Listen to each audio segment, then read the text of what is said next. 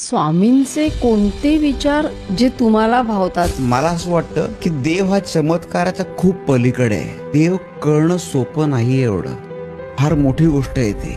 ते चमत्कार तिथे नमस्कार. की लोकांनी फक्त का त्यावेळेस बांधलंय किंवा ते कॉम्बिनेशन लोकांनी एक सेट केलं तसं. तर स्वामींनी त्या काळामध्ये पण असे मेसेजेस दिलेत ना की ते आज 2024 मध्ये पण ऍप्लिकेबल आहेत. की ते म्हणाले ते स्त्री आणि पुरुष समानता. त्या काळामध्ये 1800 काळामध्ये स्वामींनी हे सांगितलं की स्त्री पुरुष समानता आहे. त्यामुळे अमुक एक काम बाईचं, अमुक एक काम माणसाचं, असं करून कसं काय चालेल? तुम्ही ना दगडात देव शोधा जाऊ नका. देव हा माणसात आहे, तुमच्यात आहे, माझ्यात आहे, प्रत्येकात आहे. तुम्ही माणसात देव शोधा ना. एखाद्या माणसाला आज आवश्यकता आहे एखाद्या गोष्टी काय अडचण आहे, मी त्या माणसाला मदत न करता मी वेगळ्याच ट्रॅकवर काहीतरी आहे, तर मग देवाला आवडेल का ते? ही सगळी देवाचीच मुलं आहेत ना.